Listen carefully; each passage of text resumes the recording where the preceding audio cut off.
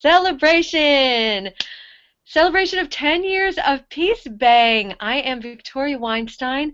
I have been PeaceBang for 10 years, and I'm just really thrilled to be with you and with some of my very best friends today on a live hangout for all of us to celebrate our connections that we've made through social media, which is really an amazing form for ministry. We didn't know that 10 years ago. It's all changed so much. So as my first and most special guest today is my dear friend Scott Wells, the Reverend Scott Wells of Washington, D.C., who blogs as Boy in the Bands. Get it? Like Geneva Bands. Okay, you have to know the Geneva Band thing to get that name. And Scott has been my webmaster as well as one of my very best friends for the past 10 years. So he has been the tech genius behind everything I've ever wanted to try to do on the blogosphere. So he was the one that helped me set up my first blog, and then we moved to WordPress and all kinds of exciting things. So I want to welcome you, darling. Hi, Scott. Thank you so much. Thank you. I'm glad to be on to celebrate your 10th anniversary. Oh, it's so great. So how many years have you been blogging? Is it 11? 12? Yes, 11 and a half. I started May of 2003, largely as a way of writing more. You know, I had the church newsletter at the time, but I wanted to say things that didn't quite fit in that or didn't fit in the pulpit. And so I started writing inspired by Chris Walton, who had started his Philocrates blog about 6 or 8 weeks before that. Oh, is that, you guys are like twins? You guys are like bloggy twins. He was definitely first, and then I thought this is definitely the way to go. And so WordPress, which powers both of our blogs, was just becoming mature enough to work. And so I thought I can do this, and I've been writing ever since. Yay! And I remember, so I'm going to tell the story of how PeaceBang began because I get asked this all the time. And we're creating an archive of this social media ministry, not just PeaceBang, focusing on PeaceBang today, but including a lot of other voices and other social media ministries and relationships. So, but I get asked about my crazy name. What happened is I went out to dinner at the very end, at December 29th or 30th of 2004. I went out with my very dear friend Hank Purse, the Reverend Hank Purse, who will be joining our show later. And I hope that vacuum cleaner isn't incredibly, is that terrible, that noise?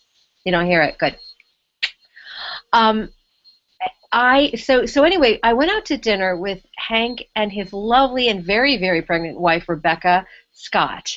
And we met for dinner with another friend named Steve Wilson. So there we were all out to dinner, and Rebecca had been running this blog called Sparkle Baby Blog. And it was just photos of her getting more and more pregnant. So it was like tummy, you know, baby bump blog. And she was posting all these cute things. And while we were at dinner, she said to me, famous words, "You should blog. You'd be great at it." And I said, "Oh, really? You think so?" And she said, "Yeah, it's really easy. It's really fun." I said, "But I don't, you know, like all that technological stuff is very intimidating to me. I can't really do it." She said, "No, it's really easy. You just go on to blogspot.com and they walk you through everything." So I thought, okay, yeah, it just kind of filed it in the back of my mind. So later that night after dinner, we all went out for ice cream. Now, here's where it gets silly. Steve Wilson and I have this relationship that's very teasing, and he owed me money, quite frankly, because he promised to take me out to dinner at one point, and when we went out to dinner, he was like, "Oh, I forgot my wallet." You know that old ploy when you go out on a date with somebody and you say, "Oh, I was going to take you out, but I forgot my wallet." And I busted him and I said, "You're not getting away with this, pal. You're going to take me out at some point." So while we were standing in line at the ice cream place for, you know, to get our dessert, and it was very crowded, it was like, you know, lots and lots of people and noise, and the cashier said to me, "What would you like?" And I said, you know, I don't know, Rocky Road or whatever the heck it was. And I said to her, "He's paying," to my friend Steve. And he looks at me and he goes, "PeaceBang." And I said, "What? Well, okay. So as soon as she scooped our ice cream, she came back to get our money, and I said, "He's paying. He's paying." And Steve says, "Peace bang." And I was like, "What are you saying? He is paying. You are paying. Get out your wallet." And he's like, "Oh, I thought you were saying peace bang." And I said, "What is peace bang?" And he said, "Oh, I thought it was like a cheer, like peace bang, skull, happy, cheers, whatever people say when they clink glasses." So for some reason, this struck us as extremely funny, because I guess you had to be there, and we were giggling about it all night. And that night, I went home, and it was like 11 p.m. and I was just feeling a little lonesome, and I just thought, well, I don't know. I was noodling around with my computer. I thought, I think I'll start a blog. Why not? Rebecca said it was easy, and I went to the blogspot.com. Now, at the time, I only knew Scott Wells and Chris Walton as the two big bloggers. And Blogspot asked me, what do I want to name my blog? I remember thinking, there will only be 20 people maximum ever reading this thing. It'll be my family, my best friends, and I don't even, maybe a couple other people. And I was absolutely certain of this. I thought, this is going nowhere. It's just for fun. It's silly. PeaceBang.com, peacebang.blogspot.com. And I chose the name with pretty much no thought, because it was like an inside joke. And the rest is history. 10 years later, I am PeaceBang. I am Groot. So that's how it all began. Ta-da. And here we are 10 years later, and I looked at one of my old archives, and it said 269,118 visitors. Now, I don't think that means that many people have actually read any of it. It just means they've been clicked on or whatever. But one of my most recent posts, called "The Intellectual Condescension of White Liberals," in response to Ferguson and those events, has had a lot of hits. I don't know how many thousands, but so this is we are all clicking and reading each other and connecting and doing really important conversations and even establishing relationships through social media. Blogging is just one of the platforms. It was my first.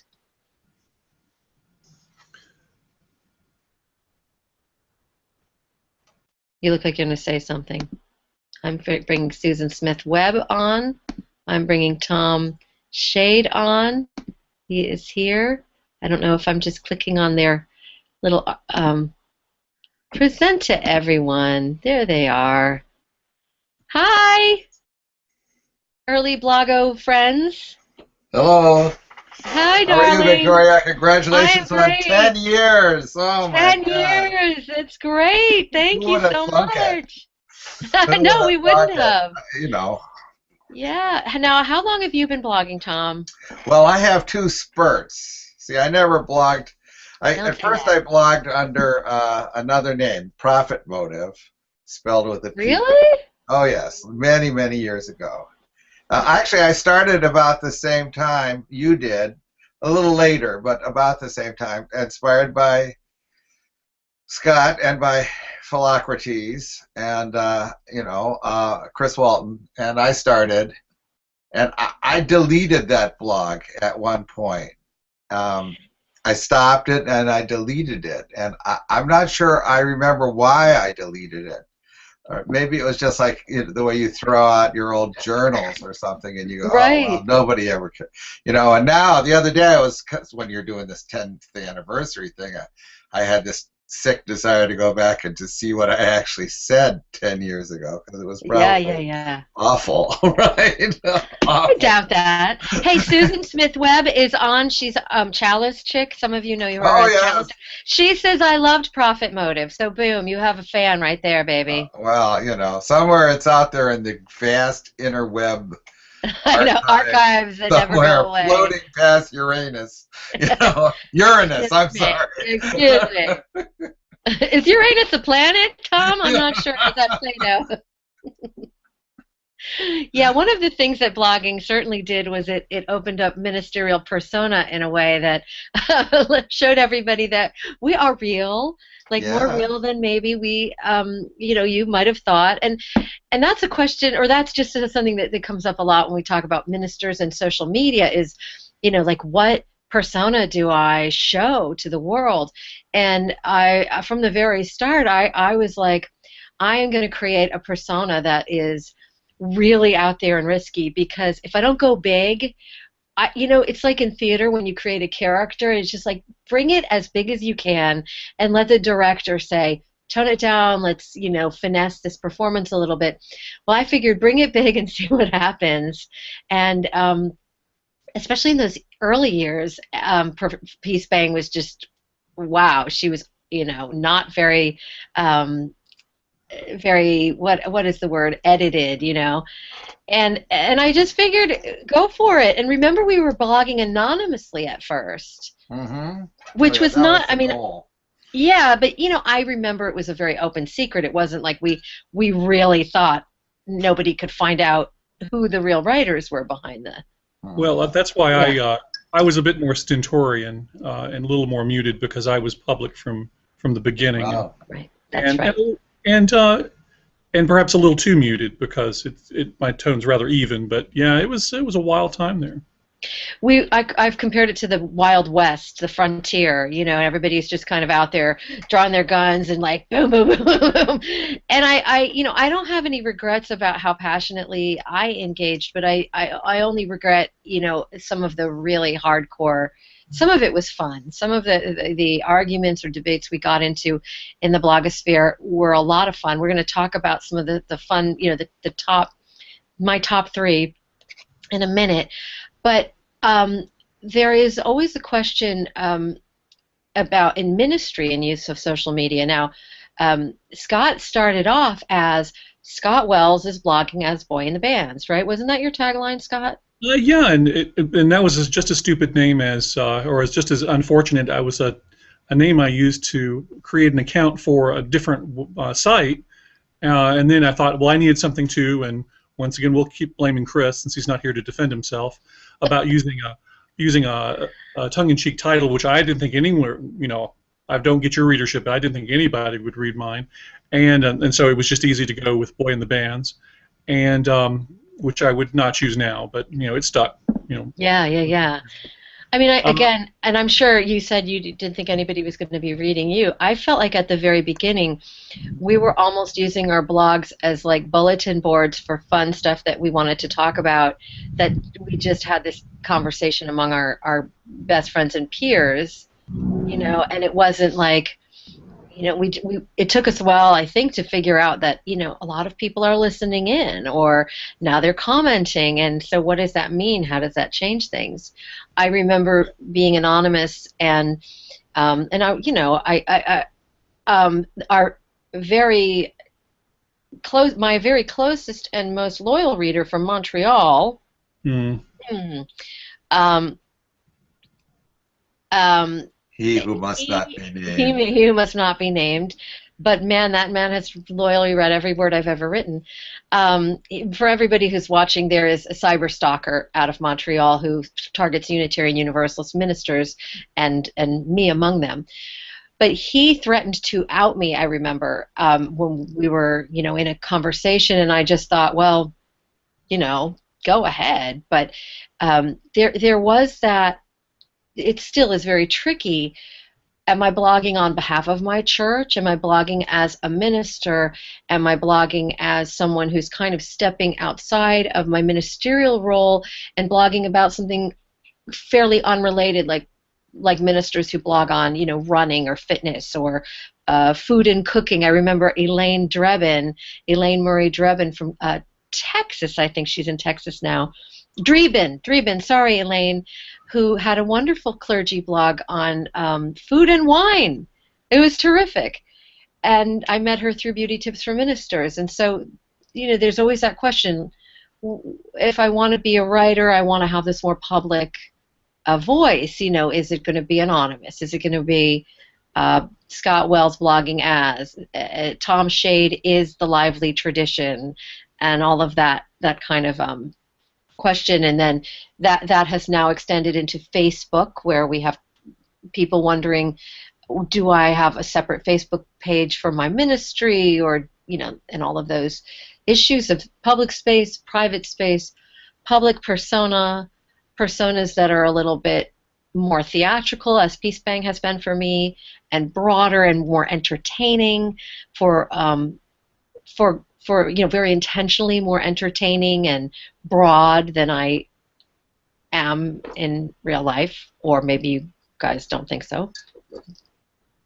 What do you think? Well, you're certainly a lively person. That's it is definitely an accented side of your personality, which I think we're all glad to see. One of the things I remember about sort of those early days of blogging is it came right on the footsteps of a lot of magazines were either getting smaller or were going away, and a lot of us subscribed to UU Voice, which was, and it collapsed just about the time we started blogging, or there was a little bit of overlap, but I remember it was sort of the go-to place for this sort of serious, I'm a minister, or I'm a dedicated layperson commentary about what it meant to be a Unitarian Universalist and to be publicly engaged in. And there were fewer and fewer avenues for that. And so instead of sort of reinventing the organizations, we made our contributions personal and sort of speaking out of our own experience. Yeah. And so that there wouldn't have to be voice. Yes. Oops, sorry, this is broadcasting, and that's just you talking, sweetie. There was a little bit of overlap. It's broadcasting, and it's a little bit behind us. So, yeah, go ahead. And I'm actually looking for a quote by Michael Durrell, who is heavy in the voice. If I remember, that was and he sent in a really nice a quote, or somebody found a quote by Michael that I'm actually going to find, where he talks about trying to have the money to publish. You had to have a certain amount of readers, and if you didn't get those readers, obviously you couldn't afford to keep publishing. But and then it's like, well, we did it for free. I'm just going to, sorry. Talk amongst yourselves. Here we go. Think some of our discussion. Well, I can't find it. But anyway, the point is that I remember our frustration back when we started in ministry. All of us started around the same time, right? Tom, you came in a little bit later. I was ordained in 97. Scott? 99 for me. Okay. I was fellowshipped in 97, ordained in 99. So we're contemporaries. Yeah. Okay. So basically, we would talk about, we had alternative views about the UUA and the direction of the denomination, and we wanted to talk about theology. And I mean, the UU world, of course, has been going for a long time, and the UU Voice was trying to be, how would you characterize the UU Voice? It was a journal. It came out of an organization, the UU Advance, which goes back to, I don't know, it may even go back to the Unitarian era, which was an independent, an independent organization within the UUA that, kind of was, I would call it neo-traditionalist, traditionalist. Right, neoconservative UU, right. Well, actually, they were kind of the old school when I was coming up, old school. Yeah. And, they had this, I had 2 articles published in that, which now serve as, somebody's parakeet cage bottom, But, I probably know. I think I have them. I have archives. Right, I know. Not in my bird cage. Someday you'll. I haven't wrapped my fish in them yet. Someday you will. Anyway, but there was, for an organization, for a denomination that, was supposedly freewheeling and lots of intellectual, back and forth and everything, really there's always been not very many avenues for that discussion. There's the official denominational, organs, and then very, very little. When we were coming up, there was the UU Advance, and that was it. That was it. Yeah, That was it. exactly. And so we thought we were wildly out of step with the rest of the UU world, but we weren't really talking to anybody. Right, exactly. So that started to, I think blogging started to create a sense of community that existed. For a while, it seemed really, really different, but as time goes on, it's more just in the mix, I think. Yeah, we found each other. Broad. So many of us found each other, and we could just talk and engage and be like, I think that too, and all that. Scott, I'm going to hold you responsible for not letting me forget to talk about some of the most scandalous posts I wrote, so that we can do that. And I want to welcome Judy, the Reverend Judy Wells, my very dear friend from out in Portland, Oregon, retired now, and knitting and taking care of cute grandchildren and being involved in your church. And look at her, she's having all this tech confusion. Judy, are you okay? Don't frown. Talk and engage and be like, I think that too, and all that. Scott, I'm going to hold you responsible. Oh, Judy? Forget to talk about some of the most scandalous posts I wrote. Is she playing the broadcast? She's playing the broadcast, isn't she? My very Judy? Friend from out in Portland, Oregon, retired now. Something's happening now where we are now playing the actual broadcast. Yeah, Judy, please mute your mic. Good. There you go. Look at her. She's having all this tech confusion. Judy, are you okay? No. Don't frown. She's just getting caught up. We are still live. I'm live. This is me. Yeah, I'm getting the broadcast. I'm going to mute Judy. I'm going to mute Judy because she was playing the broadcast while we were broadcasting, even though I love her. She has inherent worth and dignity even while she's having tech problems. I want to read a little something that Scott McIsaac, who started blogging in February of 2004. So he came very soon after me, after PeaceBang was born. And he actually has a lot to say about the aspect of your early UU blogging. And I'm going to just read what Scott has to say. He says, this is Scott McIsaac, by the way, of Massachusetts, who blogged as Socinian. Is that right? The Socinian? Is that? No, he blogged as Fausto, didn't he? He blogged as Fausto at the Socinian. Yeah, I think it was. See, how soon we forget.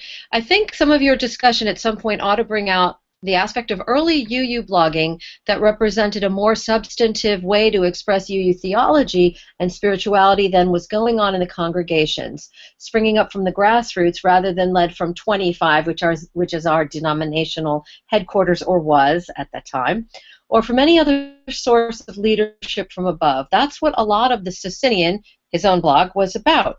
Trying to maintain a relevant and authentic Unitarian witness with a 21st century voice and orientation that was grounded in liberal, non-dogmatic Unitarian Christianity. Obviously, Scott is very committed to Unitarianism and isn't referencing the Universalist side of the family here. Leavened by apprehensions of complementary truths from other traditions, but without lapsing into either effete and obsolete historicism or superficial, quote, however you find meaning is right for you and okay with me. I think many other early bloggers were similarly trying to find an escape from excessive shallowness and superficiality, and PeaceBang served as a trailblazer for the rest of us in this regard. Thank you. She was free to say things online that many ministers and lay leaders would not have been able to pull off in the congregations.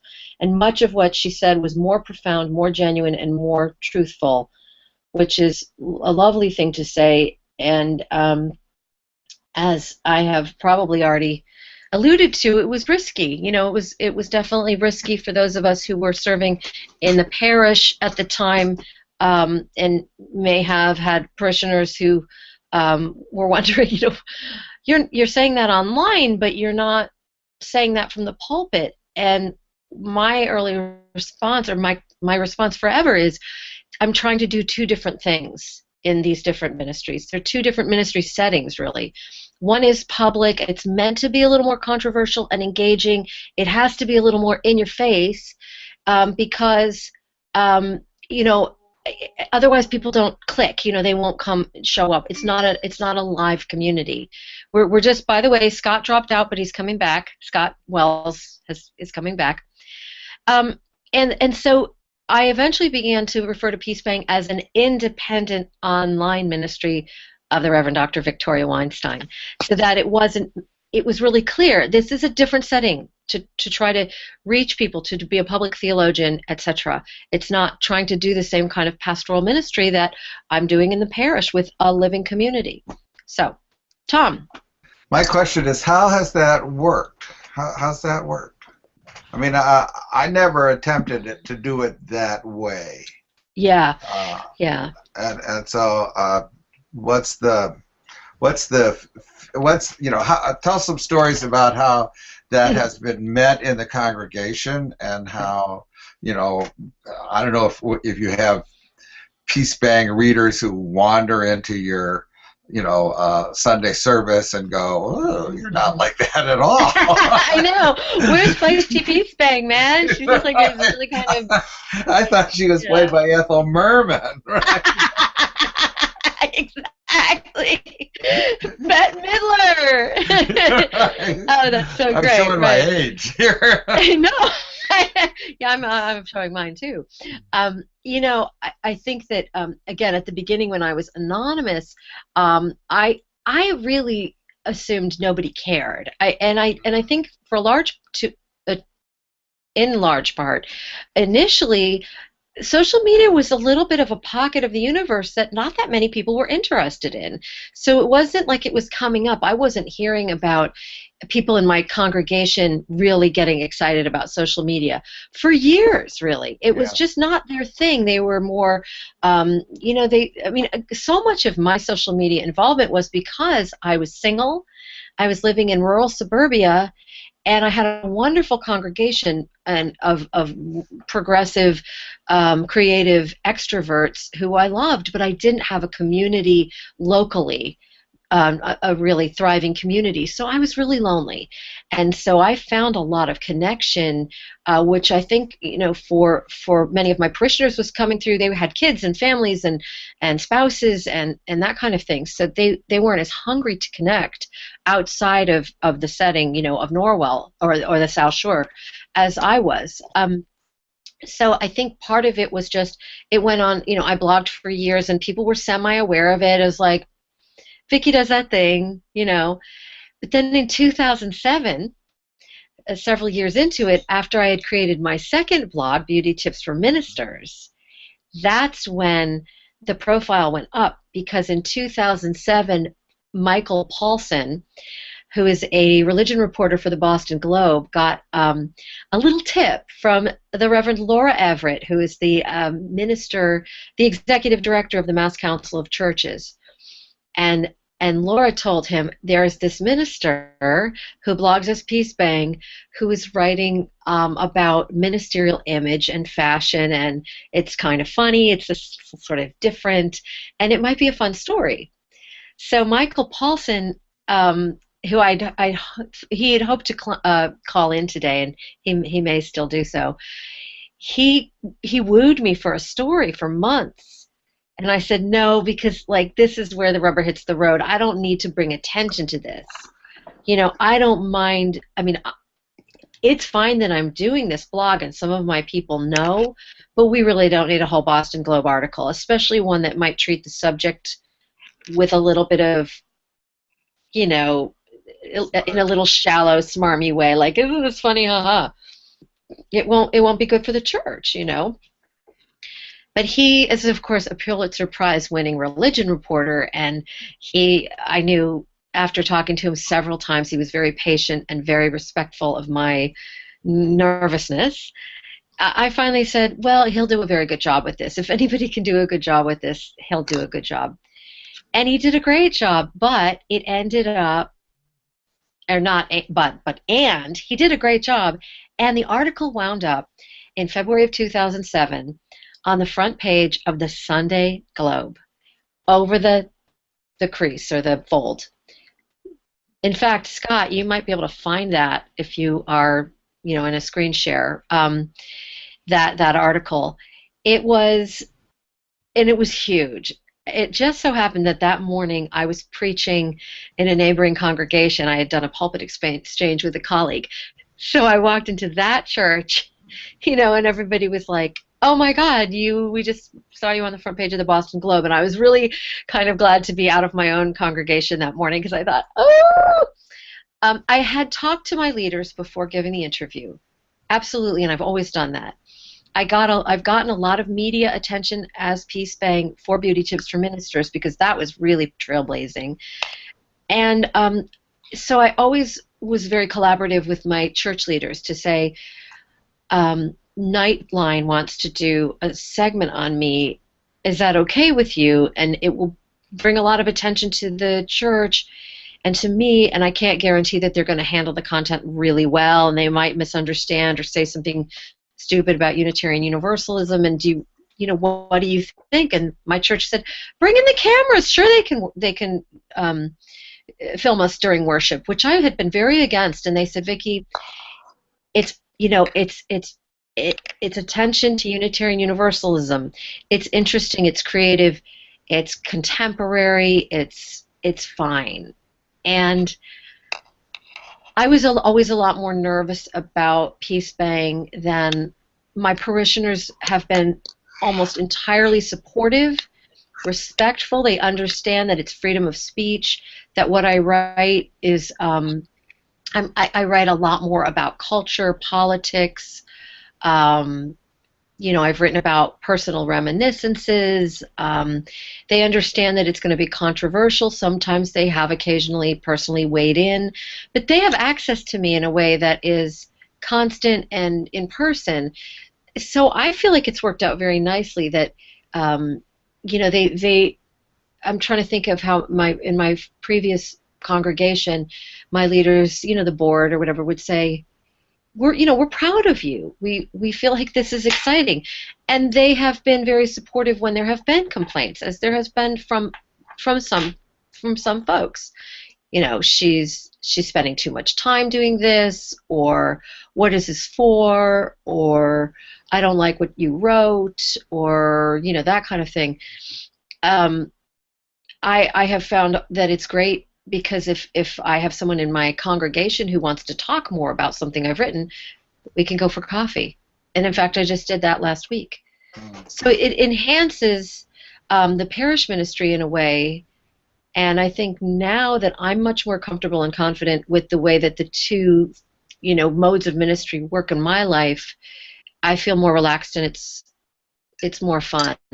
And I do have to say, to my previous congregation, First Parish in Norwell, Massachusetts, thank you for being so gracious as PeaceBang developed, because you did not call PeaceBang as your minister. You called Victoria Weinstein, and they were great. Now, when I left Norwell after 11 years, and when I went into my search and call process, I brought that with me as part of my packet. It was like, and this is another thing that I do.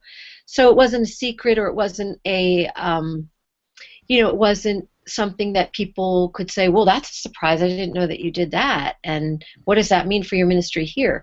We were able to talk about that in my new congregation during the search week. And in fact, I did a whole presentation on it during my candidating week. I should have said candidating week, not search week.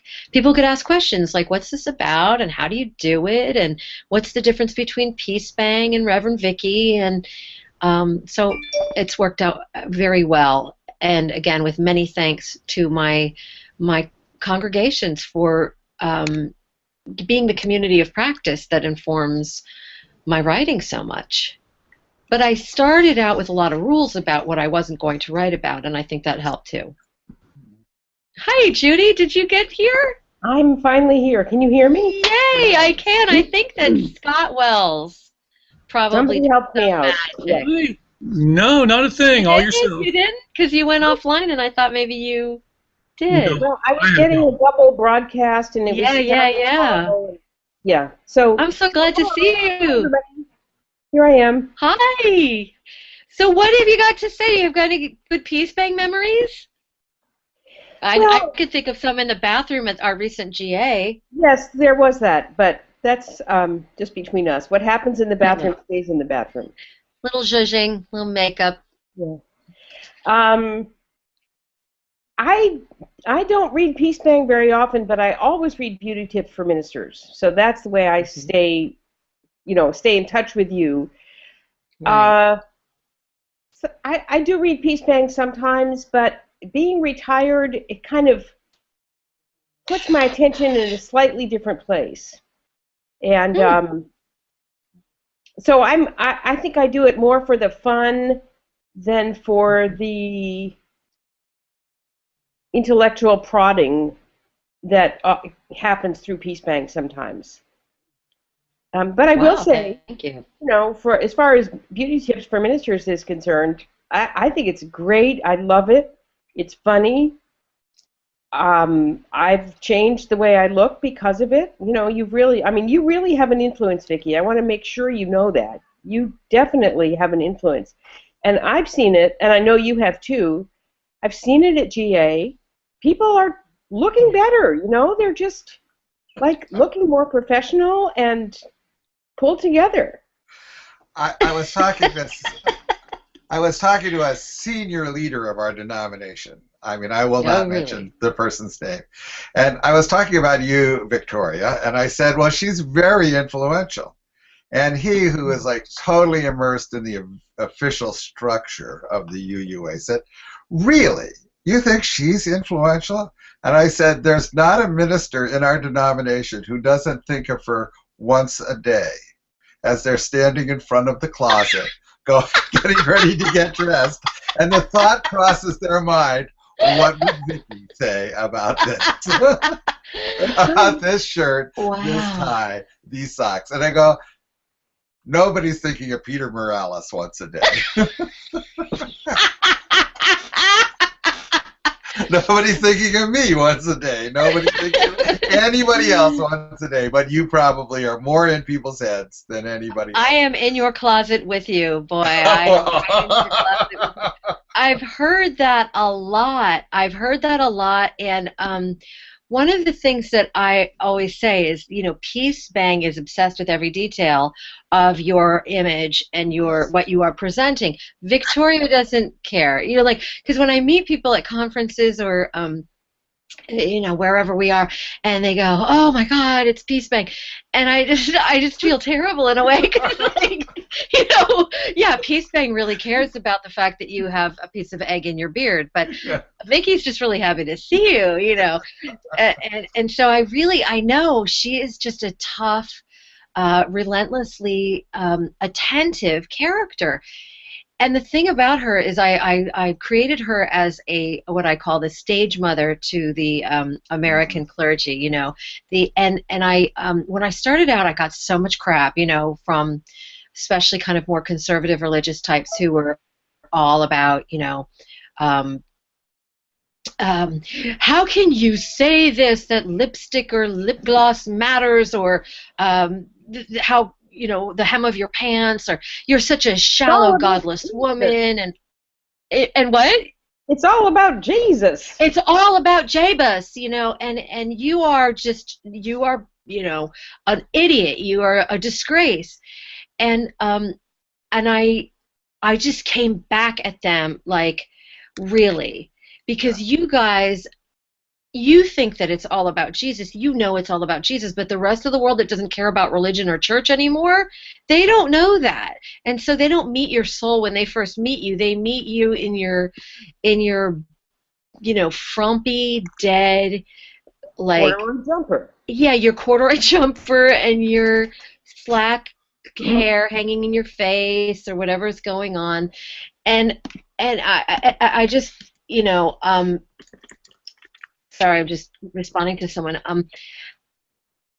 I had a lot of fun teasing and poking back, in a way, and saying, really, like, how's that going for you? Because the church is doing so well and we're so relevant.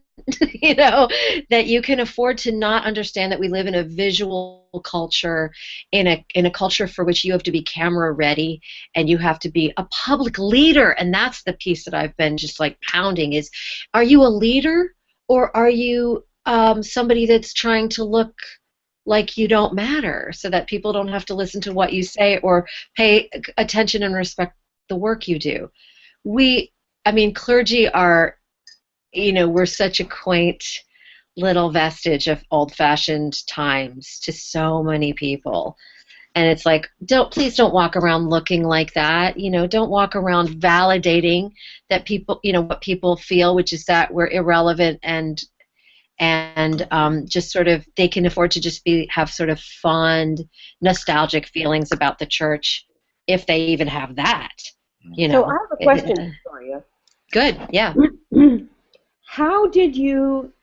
What happened to make that change from the early situation of people in other denominations kind of poo-pooing you or looking down your nose or criticizing you to you're becoming a consultant and going to other seminaries and talking about image and so forth? How did that transition happen? It really happened through sheer determination of sticking with it and fighting for my right to be where I was and to say what I was saying and to not ever... Exactly. By the way, I'm also right. I had enough readers hook into to BTFM, Beauty Tips for Ministers, early on who were just so excited and really appreciative, so that whenever there was, you know, a little wave of hate, I just focused on them. And the thing is, this is about authority, right? Because we always think, where do we get our authority to lead in any way? First of all, there was no one ever talking about this stuff seriously, and I wanted to do it in a way that was so entertaining that I could say all the hard things without being pedantic and, you know, judgmental. I don't know. Yeah, I mean, PeaceBang is super judgmental, don't get me wrong, but she's judgmental in the way that like a drag queen is throwing shade. And I've gotten so much inspiration from the drag queen, you know, I've always loved the drag queens, and I was raised in the theater community, and you throw shade, it's what you do, you know, you just... What does throw shade mean? Oh, throwing shade is like just dissing people, being sarcastic, but it's an art form. It's got to be very witty. It has to be very direct, like a direct put down, you know, oh girl, you know, this and that. I can't, you know, so a PeaceBang throws shade. And I've stopped doing that quite so much because I feel like I do feel like things have changed a lot and they're not as horrible as they used to be. But I would go to conferences early on and look around and just see the people in the Birkenstocks with the fungus toes, and it's kind of easy to throw shade about that. And the you know, sort of sister wife dresses, and the men in the big bolo ties and the hippie shirts and the scraggly beards and the, you know, a little bit of wax in the ear. I'm sorry, it's gross, but it just grooming. It was horrible. And everybody's schluffing around talking about changing the world, and they just looked like people you didn't even want to sit next to on the bus, let alone change the world with. So what changed was people would say to me, "Who are you to say?" And they started that early on, and I would always think to myself, you know who I am to say? I'm PeaceBang, and people are reading, and people are responding. So they're giving me the authority to say this, you know, so I'm just going to keep on doing it. And I kept on doing it, and one of the things I was really committed to from the beginning was to be accessible to people so that we could interact online, but I give out my number and my email to everyone all the time, so that when you have that interview or you're going to be considered to be the bishop or whatever, I gave out my phone number, and I got online, and I connected with people in a very real way, where I put down the persona and I became a stylist for them, somebody who could really focus on them with love and understanding of what they were trying to accomplish, and ask the right questions and have it be a ministry. And that just, it's what I've been doing for, you know, so Beauty Tips is like 8 years old. And that's what, you know, that's what it was. It was just to stay with it, and they started to take it very seriously. It caught on as a feminist achievement. I've been the subject of 3 or 4 master's theses, or I've been included in several master's theses on women's studies and the body, and because I talk about the body and I talk about women's issues and size shaming and weight and struggles with sexuality and being sexualized as a minister and all of those things. So it became serious because we all understood that it was serious and worthwhile, and that the haters just went away. They show up now and then, and I had one recently, and he was going on about you're this and that, and I wrote back to him, you must be new here. Welcome. The thing that the thing that I appreciated is just, and I'm outside this in the sense that I've always dressed impeccably and I'm a man, is that... Very true. At least the Very latter. true. But the thing that... everything no, you I had dress read- really well. Tom, you dress well and you dance well, so shut up. All right, sweetheart, thank you. You do. The thing that was that everything I had read before about women, ministry, and dress was all John Malloy, kind of like dress for success. It was all very masculinized. It was kind of the oldest woman in the congregation's advice to the new young female minister, which was dress very conservatively. Very conservative, and wear sensible shoes, and keep that hemline down, where it's supposed to be, and really look butch, but yet somehow, feminine. And you were coming in at it from a whole different space, and that was an absolute eye-opener for, I think, a lot of people, and that changed. That's where I think the power of it came from. So, Tom, I have a question. Do you think that changed the image of women ministers for men ministers? Did men look at their female colleagues differently as things began to change?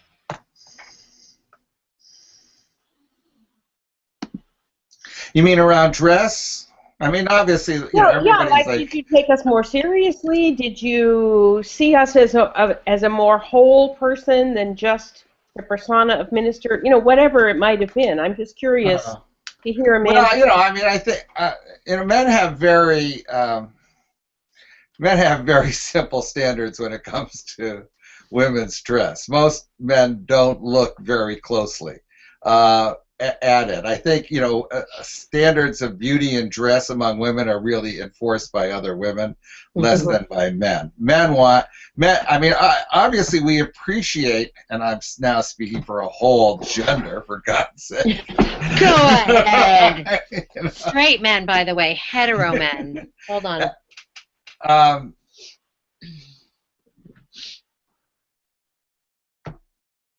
Now you threw me off. What was that all about? Okay. Standards. Obviously we respect. I think we have grown to respect, the female members of the clergy more as people look better. Period. That's just that whole. Just as we respect each other as men more when we're seeing each other show up in suits, or at least in looking more presentable. There was a sense back in the earliest days that I was in the ministry of kind of, which was really, it was probably already past the wave of hot, of guys looking really, farmers market-y.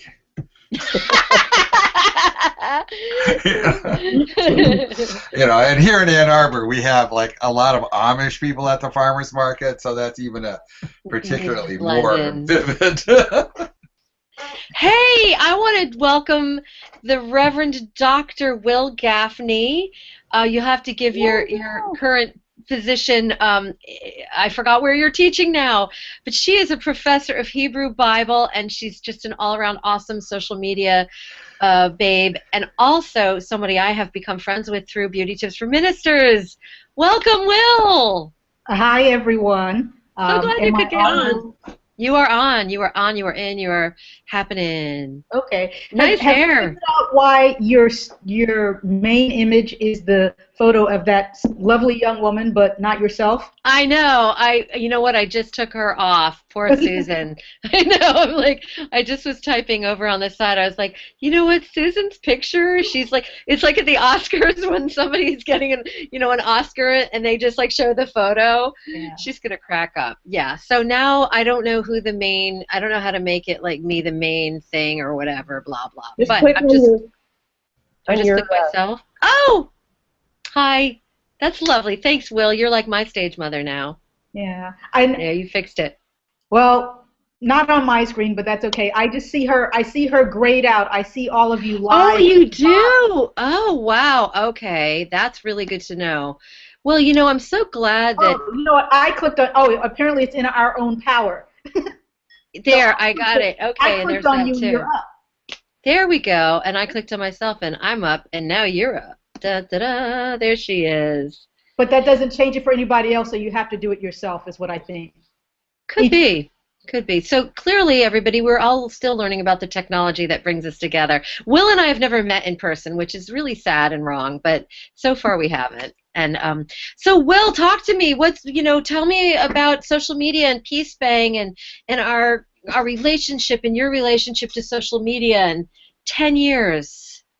Well, Don't know if you've been at this for 10 years. I don't think I have. I think in terms of 12 years, which is when I took the position at Philadelphia, which is where I was until this summer, and going there without having finished my PhD, writing furiously and working towards tenure, for me, blogging was something I did anonymously. Yeah. Was very thoughtful about repercussions, and I was in the community, and still am, of Rev Gal blog pals, whose name I hate. Oh, good. Oh, yeah. But it's a wonderful group of religious women and other folk related to us who include men folk and non-religious people, as far as I can tell. But a seminarian, I want to say, oh, Dr. Gaffney, you should read this Beauty Tips for Ministers, which I heard part of the last gentleman's comments. I was pretty sure was, pull down your skirt and close your knees. And I was like, yeah, I'm not. And she's like, no, it's fun, it's good. And I looked and I was like, it is fun, it is funny. Yeah, and some things I agree with, some things I don't. Then as I got my own tenure, then I came out of the closet with my blogging, and because of some editorials and other writing I had done, was sort of drugged onto Twitter because there was a whole Twitter conversation about something that I had written that I wasn't a part of, which is how I got pulled onto Twitter. And so then I just sort of took over my own little corner of Twitter. Okay. So that's my social media story. But along the way, going back and forth with you in comments, again agreeing on some things and disagreeing on other things, the relationship sort of developed, and then we would get offline and email and consult and talk. I don't think we've ever talked by phone. Yes, we have. We have. I remember we have. Yes, after you Okay. moved. Yep. I wasn't sure, but yeah. So that's kind of been it. And sometimes, like, I'll be out and I'll see I've gotten a text and it will be from Will and it will be like some great photo of a thing that she's saying, like, do you think this works, or this is my new dress or something, just for fun, or like your eyelashes obsession that you had for a while. She's like, look at my long eyelashes. So it's just fun because, I mean, Will, you're a major, you're a scholar of Hebrew Bible. You are a force for public theology. You've commented on, you did a great Twitter series and blog series on, what was that HBO series? The No, Bible. The History Channel series, The Bible. History Channel series, and you were in, I loved it because Will was on social media going like, this is not right, this is not accurate, this is okay, this is pretty good, this is garbage. And it was just like, this is one of the ways that a theologian can interact with the public in a really pop accessible way, and she's funny and she's clever and she's, you know, so that's really fun. But then on the other hand, here we are, we're having a fun time talking about lipstick or mascara, because you can do that. And I think that's part of what Tom was saying, that to understand that, you know, women have achieved we're in at least a second generation of top religious leadership, and we don't have to just listen to what the boys think we should wear and button up and wear a suit and try to be like men. We can have fun with fashion. Will's a lot more fashionable than I am, but you know, we can actually be creative with our look, and you know, all the decisions about hair. I remember, you know, you had this amazing hair and these, you know, long dreads, and then you cut it all off. And it's just like what a radical change to your image that was, and just how that changes things emotionally. It was like very freeing, and we talked about that. And you were going to a new setting to teach. Tell us where you teach. I'm in Cowtown, which is what they call it. Cowtown is Fort Worth, Texas. Fort Worth, Texas. Okay.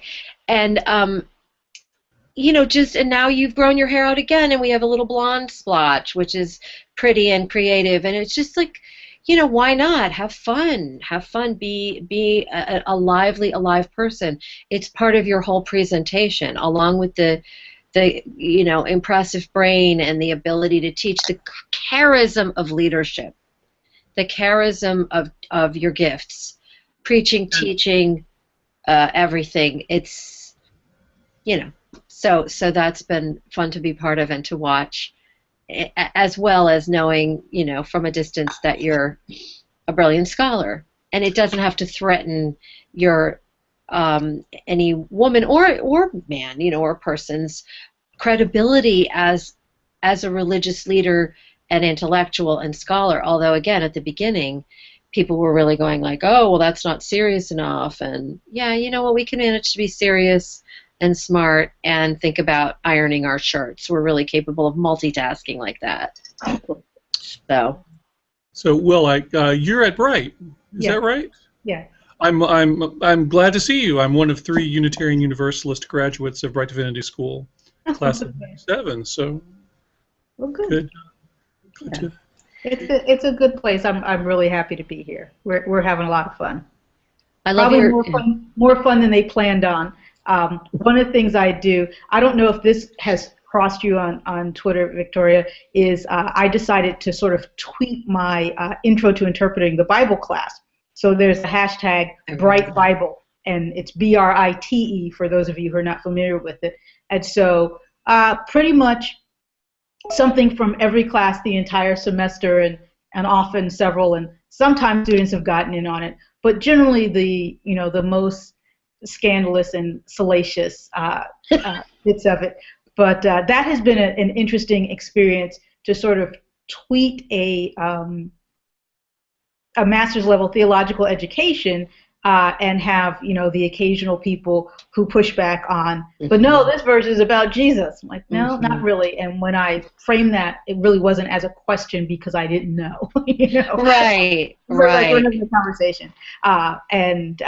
You know, people who get all, you know, emotional and verklempt about that stuff. But that was a new thing that I did here because I've been doing so much other Twitter stuff. And the other thing that I've done that's been very serious was I've done a couple of tweet chats called What to Preach. And the first one happened after the Newtown shooting. I put out a couple of tweets saying, you know, if you're going to say stupid shit like God needs angels in heaven, you know, sit the fuck down and do not preach, right?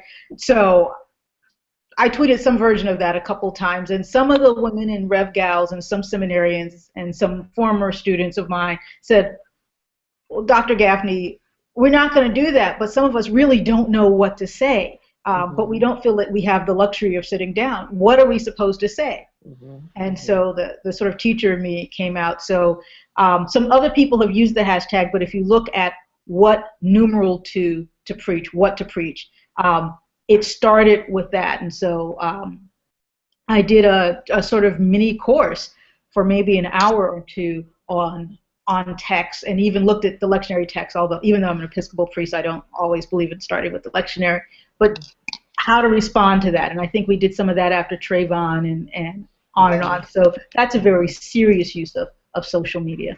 Yes, exactly. And I want to actually point out one thing, and that is that we'll just use some cuss words. And, you know, this is part of, no, but you know what? This is part of what I think social media has done, is it brings out this authentic voice where it's all very fast. It's very fast. It's very in the moment. And if you can't respond authentically, emotionally, and say some things that aren't, you know, carefully edited, then it doesn't really work. And part of the reason I think Will has such a big following is that she's just very real, and she uses plain language. And I do too. I have some words that I won't use, but I'm thinking about getting there. Not that it's just because it's the way I speak in normal life, and I don't think the world will fall apart. I think all the issues we're dealing with and the intensity of the emotions we're dealing with, for religious people leaders to sit and try to do all this sort of polite society stuff, it doesn't work. It doesn't. It's not going to get anybody where we all need to get. So that's just been something I've been really interested in on Twitter. You have a colleague, is it Althea Butler? Anthea Butler. I've been following her for a while on Twitter, and I love her because she's so out there challenging people and calling them fools and using whatever blue language, and she's brilliant. Yeah. So she's I think Twitter has been fascinating, and I was also remembering a couple of times when Facebook was fairly new. I mean, I don't know, maybe not that new. When I opened up thanks for reminding me, I opened up some Facebook chat rooms because we were trying to figure out what to preach the day after certain big events. So yeah, that's one of the ways that ministry to ministers happens. Okay, so I have an old fogey question. Go ahead, old fogey. Ha ha. Yeah, this is, I mean, as I'm thinking of this question, I'm thinking, oh my God, what an old fart I am. But my question is, how do you have time for this? Yeah. Like Twitter, to me, is just kind of like over the edge. You know, I'm on Facebook a lot. I do live chats. I do Zoom. I do, you know, whatever. Right, but Twitter is just like beyond the pale. How does it fit into your life? Anybody who uses it, I'd be interested in hearing what you have to say. Well, it's definitely a between the minutes and behind the scenes kind of thing. So having voice activated Twitter is nice. There, you know, I can tell Siri that gosh awful man on my phone, and my Siri's a man. I killed the female version of it because I didn't like it and regendered it. But, you know, I can just tell it to post things as I see something or I'm thinking something. But it's about filling small time for me. Yeah, Judy, I think it's just so instinctual for me, and I think that question about time in general has come to me a lot over the years. And I'm an extreme extrovert who learns by talking with people, and I'm sort of verbally manic. So to be honest with you, for me, social media has been an incredible boon to my mental health and happiness, because whereas before I used to write, I mean, I grew up writing notes during class to my friends, okay, so like early PeaceBang, little child PeaceBang, multitasking, studying what the teacher is saying, writing notes to friends. I was a virulent pen pal. I was constantly writing long letters to friends all my life. So when social media happened, it was like, thank God I was able to spare my friends and family from the multiple emails I was writing every day, you know, bombarding them with like, this is what I'm thinking, and this is like, I have a thought and I have a feeling and I'm reacting to something. Here's my movie review. I mean, Scott, you've known me long enough to know that I used to email a lot, and just like, oh, this thing is happening in the denomination, and I really want to respond, and there was nowhere to put that. And I mean, again, my poor dear friends and family. So for me, it's a release of excess material that's in my head. I find that it helps me focus. Again, I don't know how other people do it. It is, you know, I'm a night owl, so I get on Twitter pretty late, and I tend to check into my feed, and then I just tweet. Tweeting takes 2 seconds, and blogging for me has always been very fast. It's an ephemeral art form because it's not going to be, you know, something that people are reading years from now. I know I can just, I could just get it out and pop it up. People comment or they don't, and we move on. And it's like that. It suits me very much. So that it doesn't. It's very rare that I feel like, boy, I took a lot of time out of my day or something. It's usually just on the side, like knitting or cooking or something you do kind of instinctually to. It's my craft, you know. It's like crafting. I know. I knew you were knitting. I was like, yeah, she's knitting. You have rocked my world by saying that you can get Siri to do your tweeting. You have just. I'm going to spend the rest of the day working on that because that just blows my mind. Yeah. You can also do it on the side of your. If you have an Apple laptop, you can do it on the side in the notification center from your laptop or desktop. Yeah, it's fairly easy. The voice activation stuff, yeah. Wow. All right. I kind of distinguish between Twitter and Facebook. I work in a secular setting with a lot of very young people who are very socially networked, who take to it very naturally. And I distinguish between Facebook and Twitter. Facebook is what I do with my friends and keep up with family, close friends, and ministerial colleagues, people I already know. And Twitter is where I try to, in very short format, learn from other people or speak to other people or just speak into the ether. It's a little bit different. It's a different it's a different context. And for the Unitarian Universalists out there, I kind of think of it sort of as a snarky community wayside pulpit. It's a way to get just a little, just a little bit of an idea out there.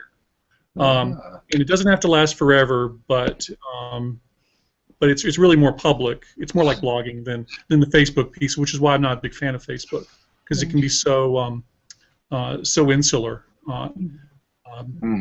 and you can't find anything after a while too because of their algorithms. So Twitter is more, I think, of a public face, whereas Facebook's for family.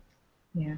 Now I recognize that distinction. Although my Facebook has been more public because I'm a scholar, I get seminarians from everywhere requesting to be my Facebook friends. And I did some of the kind of things that Victoria was talking about in terms of analyzing movies or responding to political moments on my Facebook or putting my blog stuff, tying that in with Facebook. So I made a decision that Facebook would be a professional outlet. Very little, some of my family is on there now, but at the time, very few were. So my Facebook, never had swimsuit shots. So if I was at the beach, you'd see my feet and like nothing above the ankles, because I was really aware that students and prospective students engaged me. And for students who were intimidated by me, that was a humanizing space for me. So Facebook was always public, but there was certainly the sort of one degree of connection. If I didn't know the seminarian, I knew that a colleague of mine had taught them at another school. But Twitter is absolutely the strangerverse.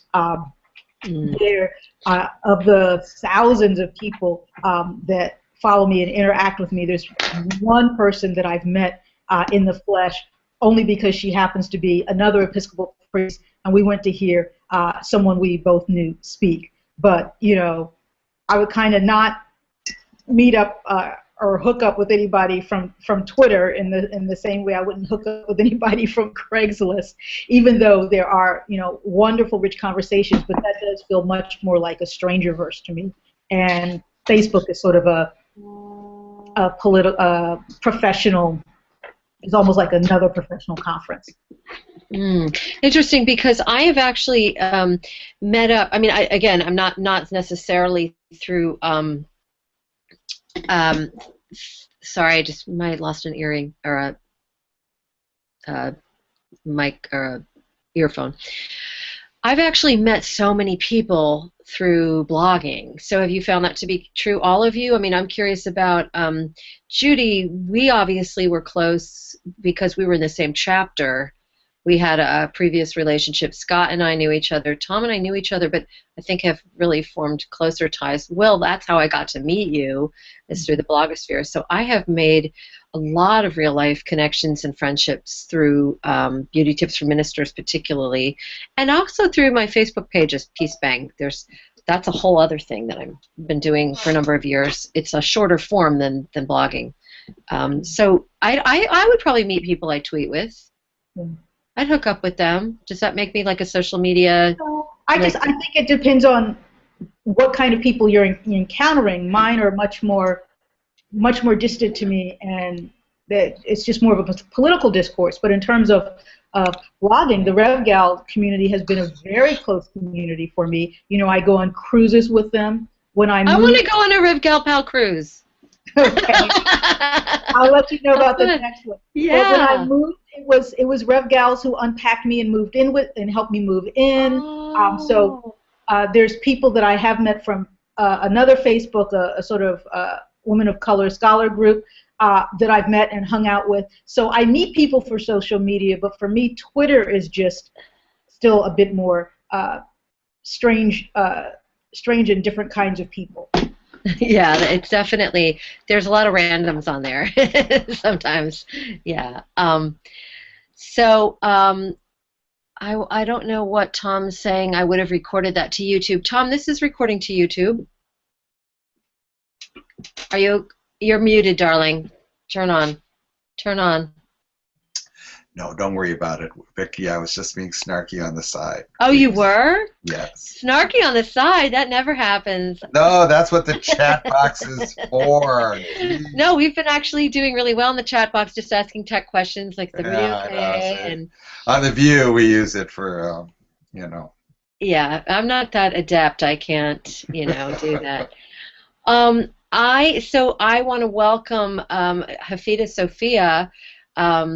And she's coming on in a minute. She's another Unitarian Universalist person that I've met through, we've gotten to be very good friends with through social media. So she's going to be joining us soon, as is Robin Abrams, the Boston Globe's misconduct, who I have also connected with through blogging, and is going to be joining us for a conversation today. So if people want to tweet in comments or questions, I hope those of you who are watching will consider doing that. You can tweet me at PeaceBang and hashtag 10 years of PB. I'll be looking at my Twitter feed to see, Scott, we still have to get back to the 3 most scandalous posts that I would be discussing that we'll have some fun with. Will, thank you so much for coming on. It's just been great, and I'll talk to you offline soon. Good luck with everything. And are you on break now? Yeah. Are you on a break? Wonderful. So write wonderful things and go be brilliant, and I'll see you on the Twitterverse probably before I see you anywhere else. All right. Thank you. Good to see you all. Bye-bye. Thanks. Bye. Awesome. Okay, so I'm just itching my nose, just itching. It's hard to be on camera for 2 hours. We are having a marathon. We're about a little over halfway through with our 2-hour retrospective of 10 years of PeaceBang and 10 years of social media ministry.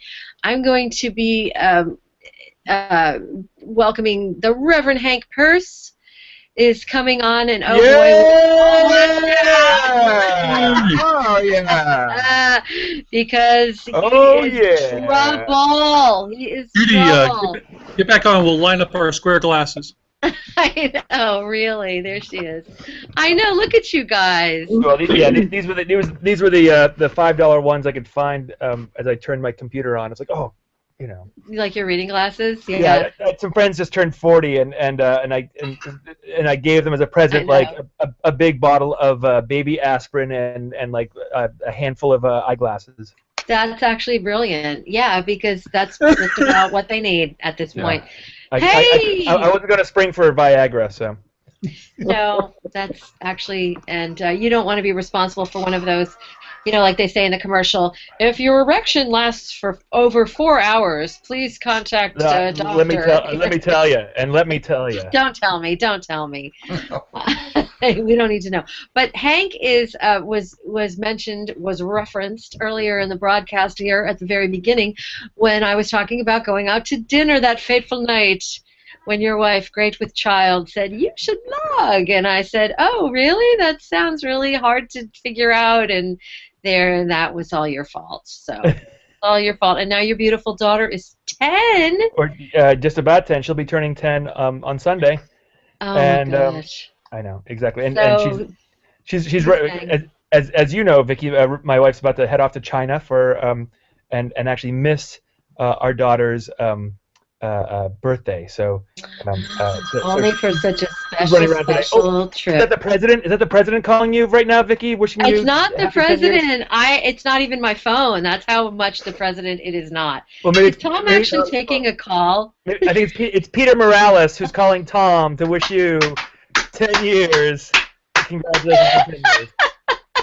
Peter's a little gun shy about coming on. Oh yeah, no, actually, I will tell a Peter Morales story that's really adorable. This summer, in fact, I could probably pull up the picture in a minute if you all just keep chatting. This summer at General Assembly, which is our denominational conference, we had it in Rhode Island this summer. I was doing the makeup. See, this is actually something I do. I was doing the makeup for the preacher. I actually did the makeup and hair for the opening worship preachers, and had a great time. And so the preacher, the minister who is going to be preaching the service of the living tradition, which is the biggest service for those of you who are not Unitarian Universalist. It's the biggest worship service of our conference. It honors the ministry. And it honors those who have died and those who have received preliminary fellowship, those who receive final fellowship, those who are retiring. So Rebecca wanted me to come and powder her nose and do last looks and just kind of, just make sure she was camera ready for the Jumbotron. So I ran to the bowels of the big convention center, and I was running because I was running a little bit late. And I ran up and I saw ahead of me, all queued up, ready to go onto the stage. All these luminaries of Unitarian Universalism. Stage, yeah. Well, it is a stage because it's a convention center. It's not an actual chancel or anything. So next to Rebecca, why can't I remember Rebecca's last name? Our wonderful preacher. Montgomery. Rebecca Montgomery, thank you. Is all the big Unitarian Universalist leaders, including President Peter Morales, and he's holding a folder.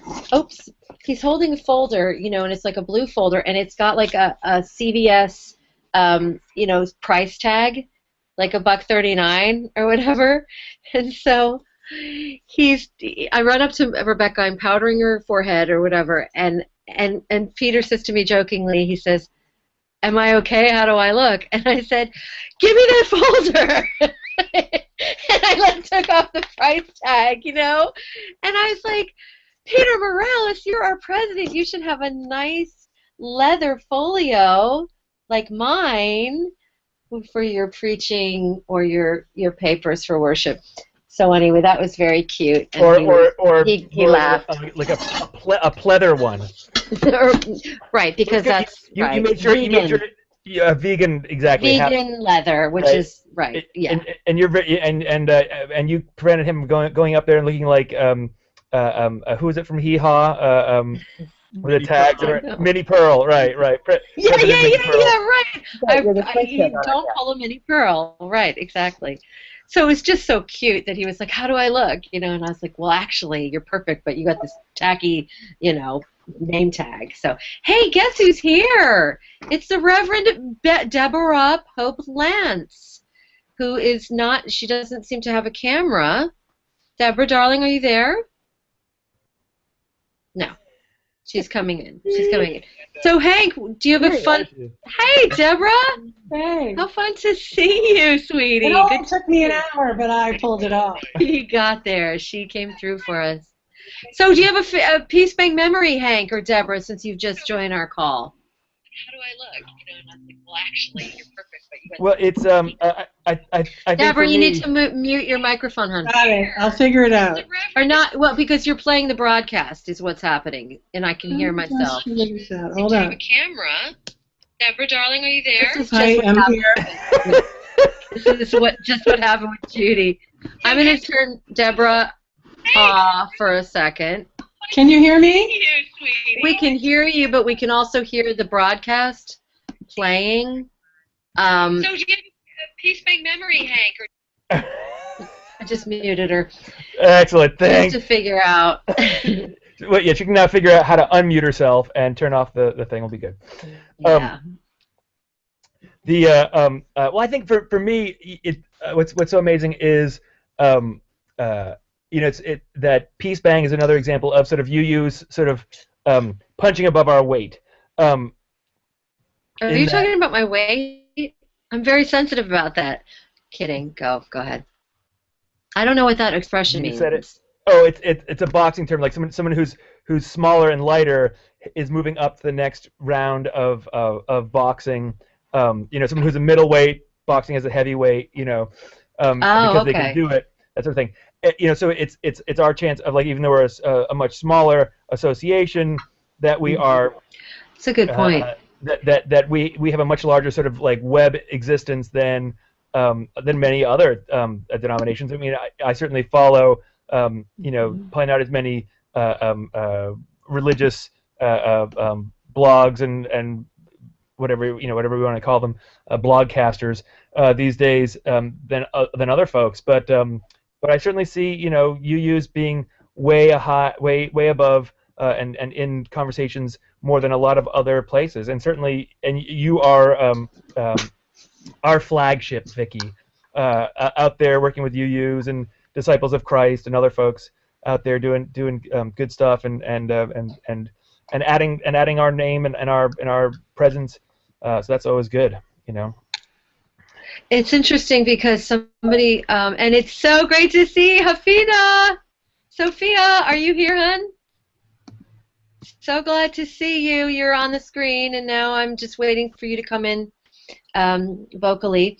But yeah, I did not start. I think early on in my blogging, I was definitely in the UU Carnival. Remember when we used to have that? And Hafida Sophia, who blogged as oh my God, what am I? Hafida, where is she? What was your blog's name? We were really doing like a Unitarian Universalist community conversation, and then when I started Beauty Tips for Ministers, I actually very intentionally did not have it be Unitarian Universalist. I just wanted to be generic, clergy stage mother. So that was, and Hafida has just answered my question. Her blog was called Never Say Never to Your Traveling Self. And I met her through that blog and just fell in love with her, and then we got to meet in person at a General Assembly.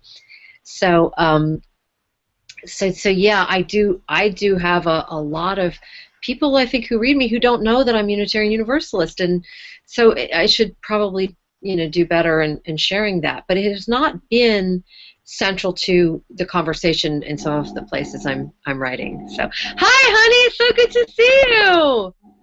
Hi. Congratulations. Thank you so much. How wonderful to see you. Did we meet 10 years ago? You and How long has it been? Yeah, online. I don't think we met online. I think I kept hearing about you. Oh wait. Oh, Deborah, this is Deborah. I'm looking at Hafida and it's Deborah's voice coming out. So I'm just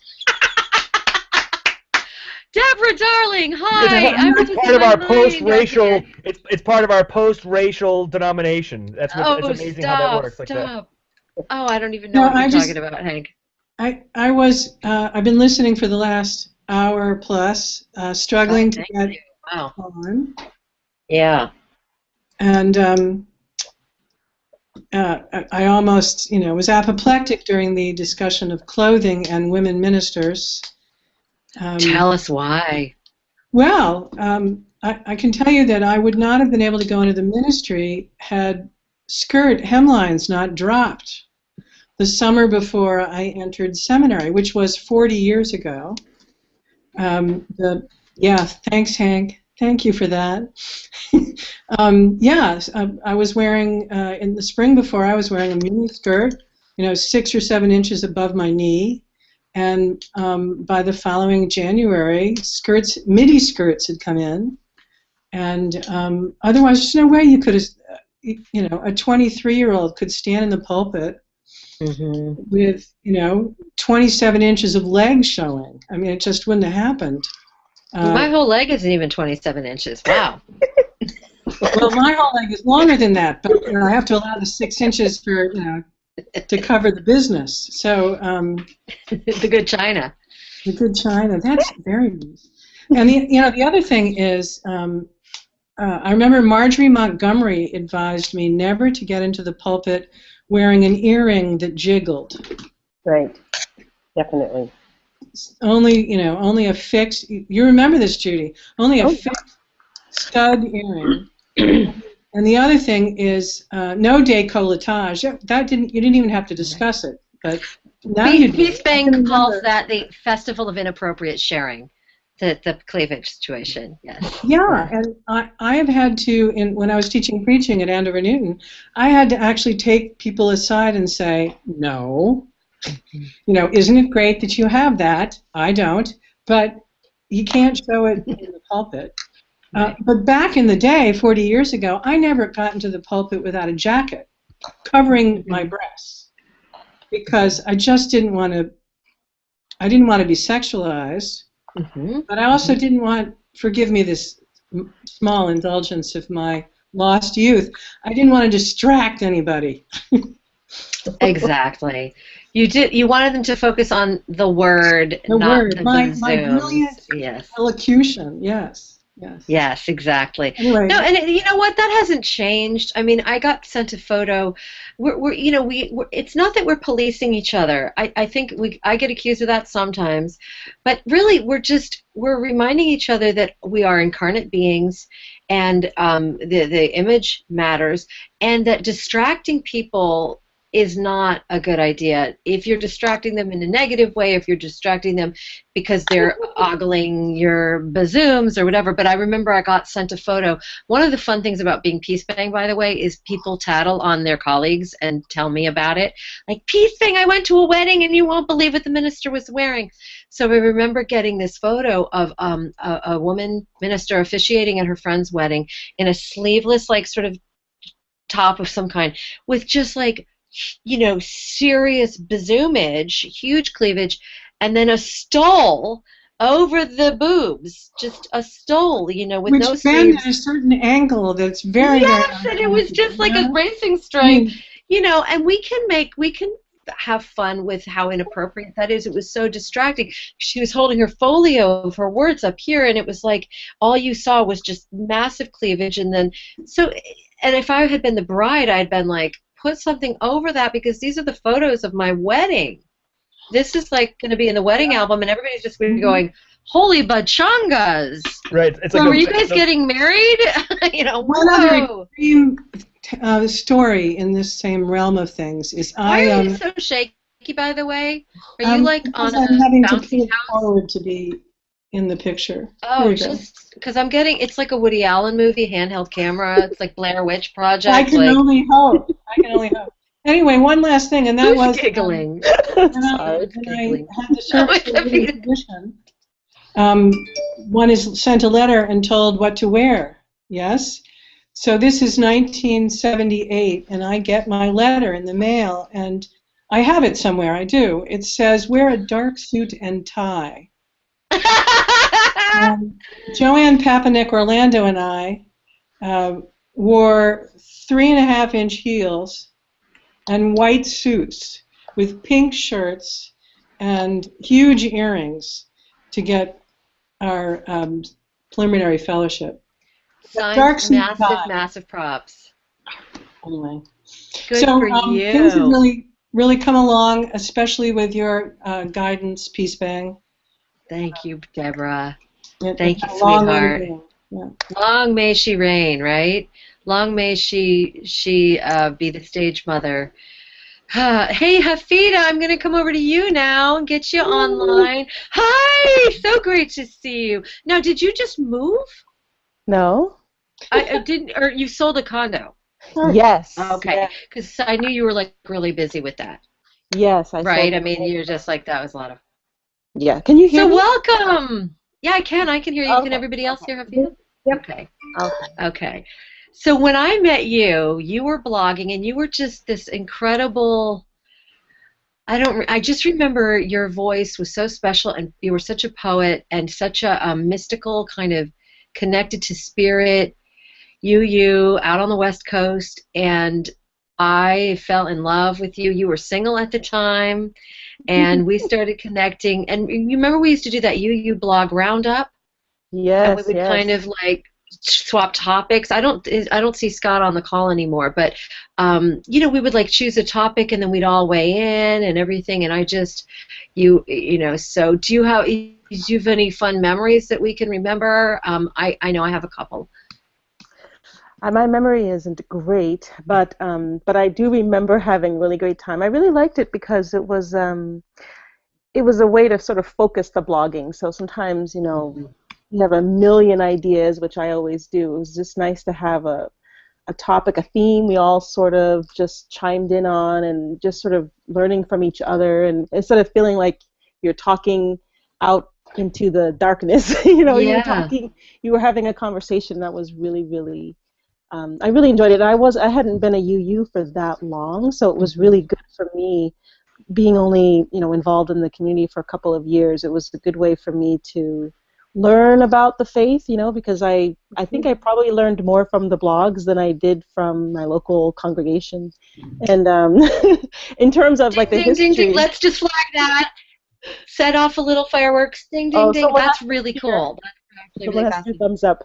I just in terms of the history and just kind of why things were the way they were. I would observe things in my congregation and just not knowing how things came to be that way. So it was just a good way, I think, to learn the culture. And it was a very minister seminarian heavy culture, but I think I probably know more UUs who are ministers and seminarians than not. But still, I learned so much, so it was really good. It was really good. Yay! I am wearing a birthday hat because it's my blog birthday, and I just want to say before we get into some memories about scandals and so on that were fun. Not scandals, but just really intense blog posts. I actually have this great memory of doing a UU blogger dinner at General Assembly way back in the first Portland GA, or not the first one, but like the last one. We're going there again this year, which is really, really fun. Yes. And nice. Where are people getting these things? Hank is doing some special effects. Oh, great. I'm really enjoying the beard. I'm sure it's Hank. Of course it's Hank. And so we did this huge bloggers dinner, and I got to meet all these wonderful people, and Susan Smith Webb was there, and you were there, and is that the year that we went out for drinks? Oh my God, Daisy's here, and the Wizard of Oz, and Daisy, you were there. So here's one of my favorite stories. So a bunch of us went out for drinks after dinner, and I know you were there, and Susan, and there were about 6 or 7 of us walking down the street. Am I remembering this right? And there was that man sitting in a doorway, and yes. African American man, and he's like sitting on the street, and he looks up at this very interesting, diverse group of people walking together, and he looks up at us and he lets out, he makes this big smile and he goes, well, look at you all dressed up and looking like family. And I just thought it was such a wonderful moment, and we just, we just giggled, and we were like, yeah, we're family. Yes. And I remember you meeting your husband, and we shared all that in the blogosphere, and the dating, and the coming to terms with, like, I think I'm going to get married, and how exciting. And then you had your beautiful daughter, and I've been able to watch her, not watch her grow up, but just to share your journey as a mother through Facebook and photos, and what a great character she is, and and just like, I love that you get some of her crazy quotes down on there, because she's a riot. And I mean, as someone who doesn't have children, I get such a joy out of, like, just the photos and the little reports of stuff she says and does, and her little dramatic moments of, she's wonderful. So I'm looking forward to meeting her this summer. That's going to be really, really fun. I think she'll like meeting everybody. Just an apple in your eye back when when we connected initially, and I sent her those Christmas specials. Yes, that was like my great contribution to her cultural, her cultural awareness. With Rudolph, and she watches that show, that Rudolph Rankin and Bass, or Rankin and Bass, yes. Rankin and Bass, yep. Yeah, you're too young to remember those from our childhood, but now she can. That's part of her childhood too. They used to be on television. So we are getting low on time. This is just flying by. What a treat! It's so much fun. Scott, I made you promise to. Yes, thank you. Thanks very much. Why do you talk about the controversies? Yeah. Okay, or the stir I was going to mention a couple of my favorite blog posts that were very, inflammatory to Unitarian Universalists, and this was just connecting to. I mean, of course, I've spoken about how my talking about why not to wear jeans in church, or as a minister, I don't care what lay people wear to church. I'm just glad they're there. I care what they wear. Well, then you can care. I hate that. And in fact, when I was on Nightline, and Martin Bashir, which some of you will remember him, came on and introduced this segment by saying, when you go to church, you don't expect to get fashion advice from your minister. But that's not the case here in Massachusetts. And I was like, I don't give fashion advice to my parishioners. No, shut up, Martin Bashir. I was so mad. I was like, it's beauty tips for ministers. I don't care what lay people wear. So. Well, I remember when I was on MTV. And shut up. Never mind. Shut up. So the things that were when Scott and I were remembering. I wrote a post in 2007, was it, Scott? About why I loved the word Lord. I know, it's 2006. 2006. About why I really embraced the term the Lord with capital L-O-R-D, and I wrote this big theological sort of piece. And what I remember is that I got these angry comments saying basically, we don't care if you have, worked it out theologically within yourself. You're just not allowed to embrace that language. So we looked it up, Scott, and I found it had 34 comments on that post. And the funny part of that story is that I went on vacation soon after writing that thing, and I remember that I didn't have my computer with me, or a computer with me, in Provincetown. So there I am in Provincetown, Massachusetts, and I ended up going and renting a computer in one of those little, little internet cafes, and renting a computer so that I could get on my blog and follow up with the comments. And that's another thing about social media is, and ministers who say, well, how have you managed to do well with it? It's because you have to follow up. You can't just put something out there and not be engaged with what happens after. You have to keep revisiting, wherever you're putting your words and ideas out, and interact with people about them. So that was incredibly stressful. And the other one that I remember is can I just say before you get to that, just how I think I know that there's a conversation going on that some of us are involved in about the the ministerial rules about being on social media, and a lot of those things are things that like we've sort of come into. Some of them are things we just because of our age and our and our experiences being online that we sort of knew, but also just from our own mistakes and other people's mistakes that we've seen. I've made all the mistakes. I've made them all. Me too. Yeah. I hear you. Yeah.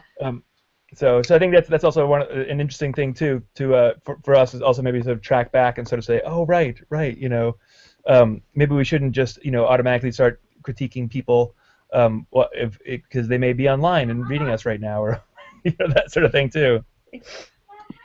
What do you mean? What do you mean critique? Well, I mean, I'm running the hot stove, which of course I started just purely for you, me, Scott, a few other people, purely out of for us to be able to talk smack about our colleagues and lousy churches, and very quickly once it went. Wait a minute! I don't talk smack about my colleagues in churches on hot stove. No. That's not what it is. No. But that's why I originally had started it, and the next I invited 40 people, and now we've got 1,600 people who follow the hot stove every year. You need to tell the dear listeners and watchers here what the hot stove report is, because it sounds like something fairly nefarious, and it isn't. So go ahead. It is the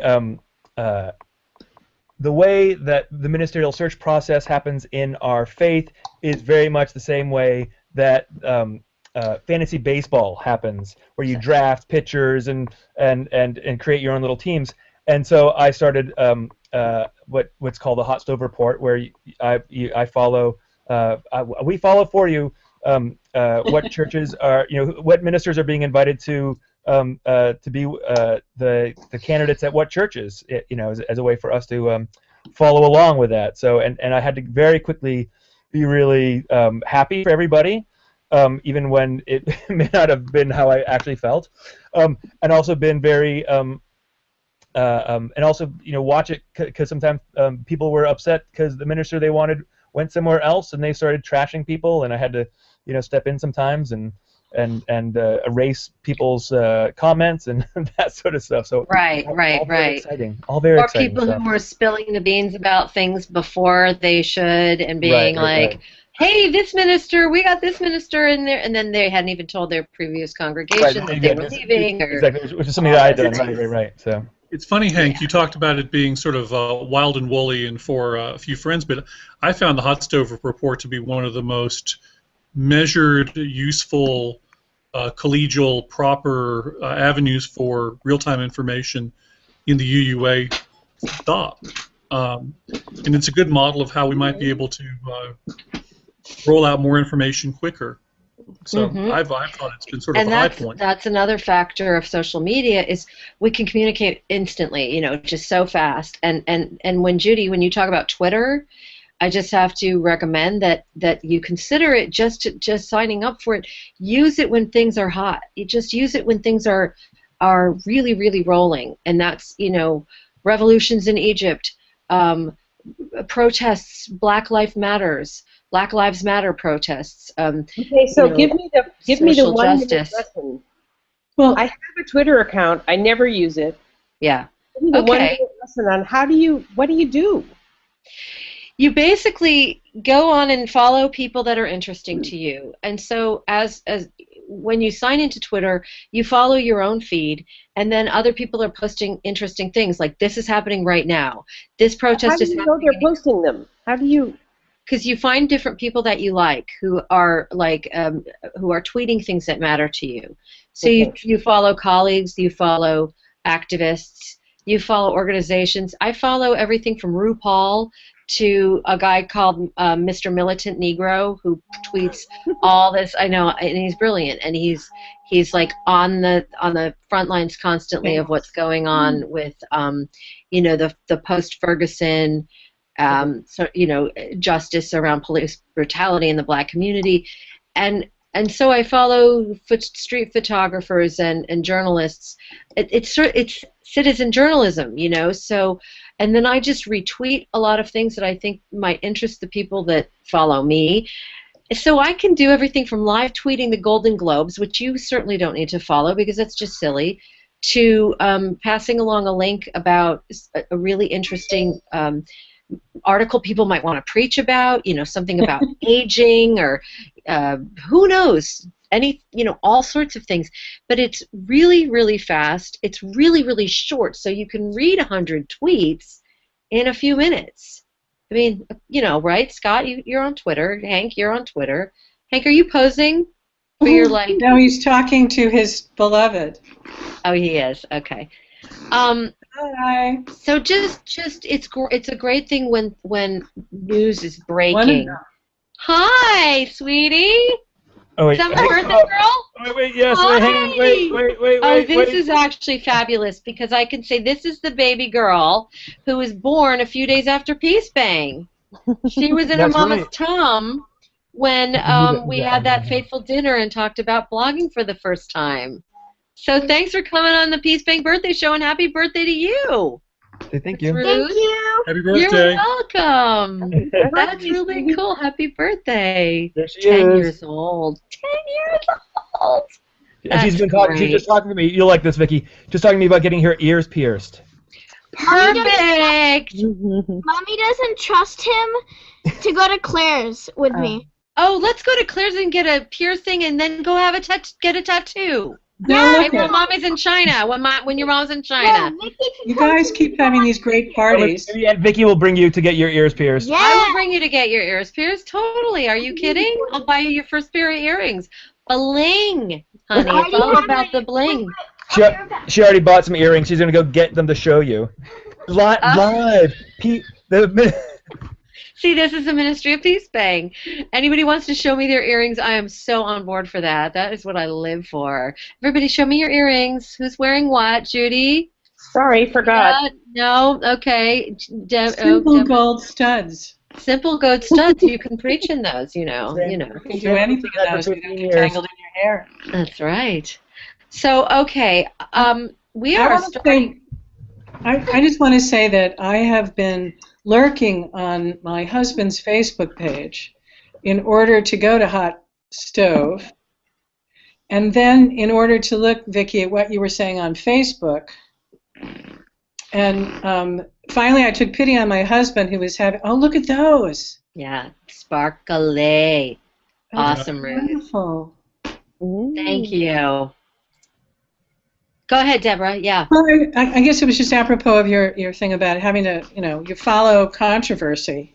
It's a great way to follow controversy. And I am now finally on Facebook because of all the mess at Ants. Yeah. It's a wonder. I've been very excited to have been reintroduced to Klaus Nomi through Hank's page. And some, obscure references to the 1970s, which I remember, so I clearly wasn't there. But No. yeah, so I guess that there's a way in which truth can be told and just plainly spoken of on sites like yours, Victoria, that was much harder to do back in the day without your kind of voice and without the vehicles that are available for your voice and Hank's and others. And yours, Deborah, give yourself some credit for being a truth teller. No, I'm a Luddite on the internet, but Vicky's going to get me up and going. On the internet. It's what you have done in your ministry. I just want to thank you right here in front of God and everybody for some of the things that you've said and done in your work. Well, you're very, very, You're on the internet. I know about them. It's so fun to see you, Judy, because I think you have your father's nose, do you? And where's his You nose? know my father? I did in the late 60s, briefly. Yeah. What? Who's your father? John, right? No. Oh, good. No relation. What? I'm Different. actually no relation Never to mind. him. But thank you for your kind words about me. You just have to put it out there and tell the truth. Yep. Yeah, and that is how people connect. Is they recognize that there's something that's real about what's being shared, and it really is. It's a funny thing to do, to put out some of your most deeply felt feelings and some of your most private thoughts. One of the questions that came to me was from Robin Abrams, who is an advice columnist, and she said, why do you think that people are so ready to engage, like with, particularly on beauty tips for ministers, with this like advice thing? And I think in the larger sense, people really just want to connect in an intimate way wherever they can, and believe it or not, online is where a lot of people can do that who actually have trouble doing it in person. I'm an extrovert. I'm comfortable meeting people in real life and being open with them, but a lot of people I've been able to connect with in a ministerial way online have been people who have not really found the real-time communities that have worked for them. So that's another way that social media has really been an important, beyond congregations, place for ministry to happen, for pastoral care to happen, for people to laugh together and to share big moments and big historical moments. So I think we're wrapping up here. We have 10 minutes left. Are there any favorite stories, or I'm going to look to see if anybody's tweeted in any questions. Speaking of Twitter, I don't know that they have. I would assume that they have not, but you never know. I guess, Vicki, I want to commend you for your thick skin. You know what? I'll tell you something. I don't have thick skin. I have good friends. And you're looking at some of them. I don't have thick skin at all. I have really close, good friends.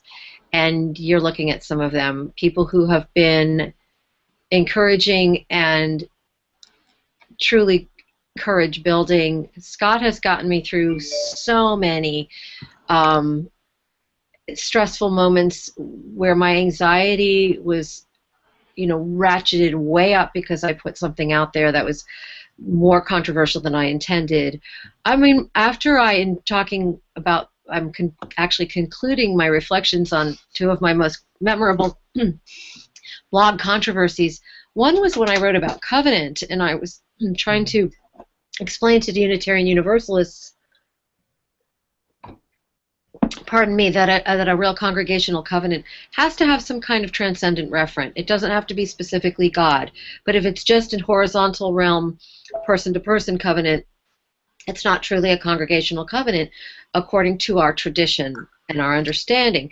There I was in a doctoral program studying with the foremost scholar of New England Congregationalism as my mentor, as my dissertation advisor, and Unitarian Universalists were telling me, no, you don't get to say that. Our covenant is just between us, and that's still a traditional Unitarian Universalist congregational covenant. And I just thought, God, when people just don't want to hear what they don't want to hear, they will absolutely, and you can't have any credentials or any level of understanding or scholarship that they'll respect when they don't want to. Deborah, you've experienced some of that.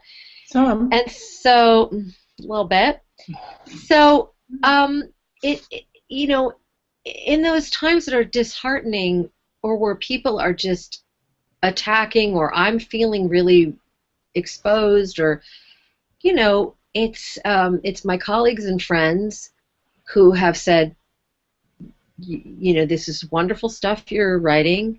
Please don't stop. And I've had so many thanks and expressions of appreciation that it's gotten a lot better over the years. Just to be recognized at conferences by people who say, thank you, I've never written to you, I've lurked for years, and but so I don't really have a thick skin at all. I just have a deep prayer life and a lot of really, really good friends, and have made a lot of mistakes and stepped in a lot of stuff, but have had much more encouragement than I've had pushback.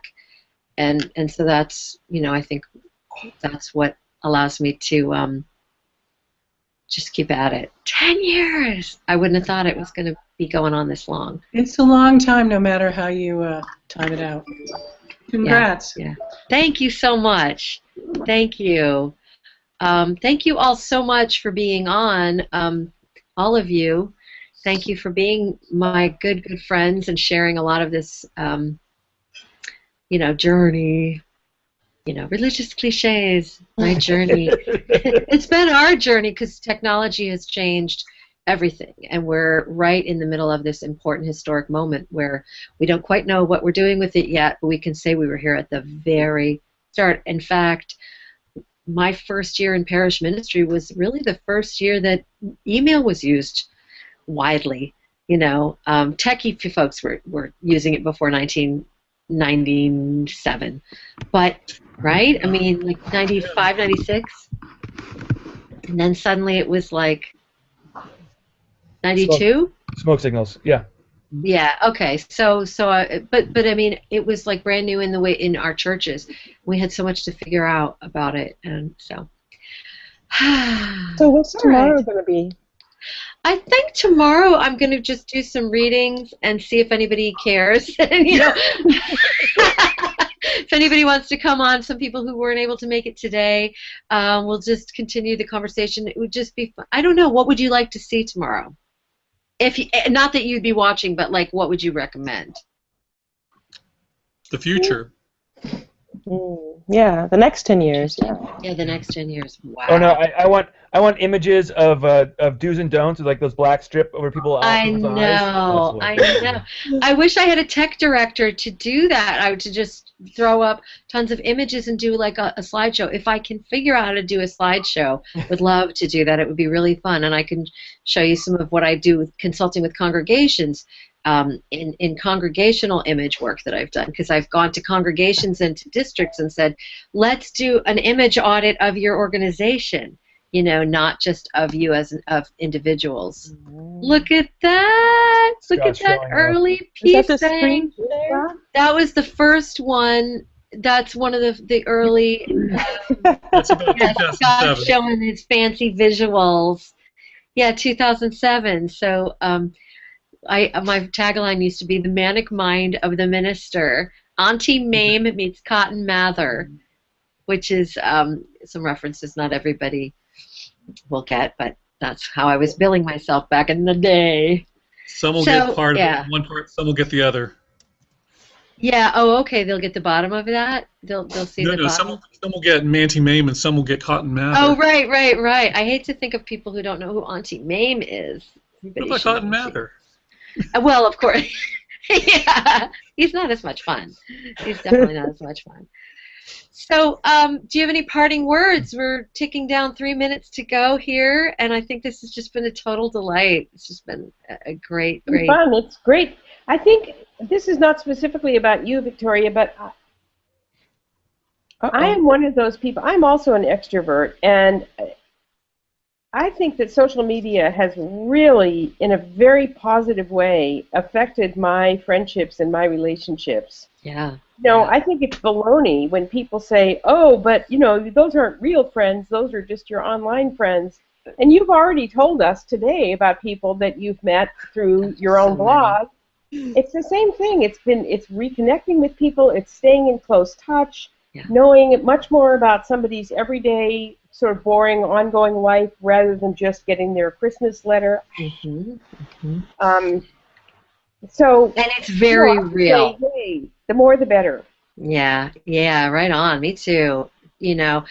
It's very real. The relationships are real. I have never had a moment of awkwardness when I've met somebody that I've gotten close to through social media. When I meet them in person, there's no like, oh, I don't know. They're your friends. You're connected. You've been sharing your life, and that's it's just incredibly powerful, and it's a real blessing. I know it's sort of popular to trash social media and say, oh, it's so narcissistic and everything. Well, that is not at all my experience. It has just been, as I say, has enhanced my own happiness and well-being tremendously, even though it has occasionally been very stressful and anxiety-inducing. It has most often been fascinating and a real joy. So, I want to thank you again a million times, and to everybody who's viewing this live and who will be viewing it in the future on YouTube. Thank you for joining. Thank you for being a PeaceBang reader, and thumbs up. And we'll see you online and in the whatever cybersphere. So thanks again. Here's to many more years and many more friendships. Yay. Bye. Bye bye. Thanks Bye-bye. again. Bye. Bye.